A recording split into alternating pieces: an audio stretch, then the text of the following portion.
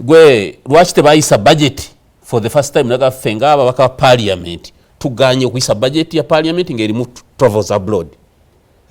Yes, buli travel abroad erimu buli kitongole tugiganye. Ekyo nosimbirawo kana kakondoka guno mwaka tulwanyiza travel abroad. Namwe ne boycottinga. Like 20 of them participating in parliamentary games. Per diem ya 28 million per person. Why do you take that money? Switched off. There are people nadalanga bompira basamba so many games. Some people get a lot of money. So I participated in Burundi. I was given 28 million. We need to be honest and forceful.